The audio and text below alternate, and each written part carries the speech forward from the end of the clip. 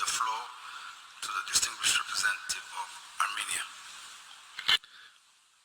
Mr. Chair, I congratulate you and the members of Bureau on assuming the leadership of the Third Committee and wish you much success in guiding the work in course of the 76th session of the General Assembly. The global crisis caused by COVID-19 pandemic and the related challenges have demonstrated once again that the human rights and fundamental freedoms must be at the center of the response and recovery efforts as the pandemic continues to disproportionately affect those most vulnerable.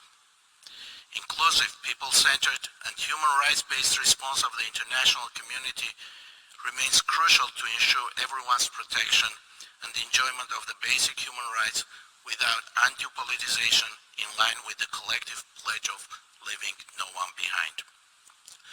Mr. Chair, 30 years ago the people of Armenia voted in a referendum to regain their independence, embarking on the path of building representative and accountable democratic institutions, promoting rule of law and upholding human rights.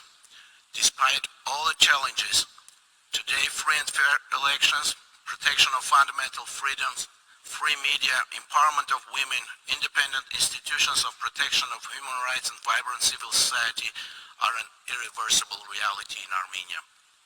Effective protection and promotion of human rights lie at the core of the programs and policies of the government of Armenia, as consolidated by the ongoing implementation of the strategy and action plan for the protection of human rights for 2020-2023.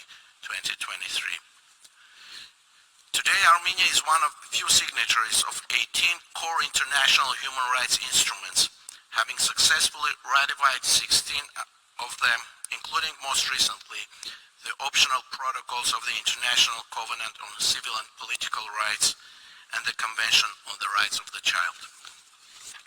Mr. Chair, Armenia prioritizes women's equal and meaningful participation in public life, as well as attaches particular importance to the economic empowerment of women and introduction of gender-responsive social protection systems. Following the snap elections this summer, the Armenian parliament reached a record 34% of women's participation, which was an important achievement for promoting political participation of women at decision-making level. As a leader of the Technology and Innovation for Gender Equality Action Coalition of the Generation Equality Forum, Armenia will promote meaningful access of women and girls to digital technologies and universal digital literacy with a view to bridge the gender digital divide. The outcome documents of 64th and 65th sessions of the UN Commission on the Status of Women, which I had the honor to chair, provide a number of articulate, action-oriented policy recommendations to accelerate the realization of the objectives of achieving gender equality, to which Armenia is fully committed. Mr. Chair, we support efforts towards strengthening the prevention capacity of the United Nations and regional organizations for timely identifying of and adequately responding to the warning signs of gross violations of humanitarian law and human rights law. Promulgation of hate speech and incitement to violence on the basis of ethnicity and religion creates an environment conducive to genocide, crimes against humanity, and other atrocity crimes. Such practices must be effectively identified and addressed at all levels.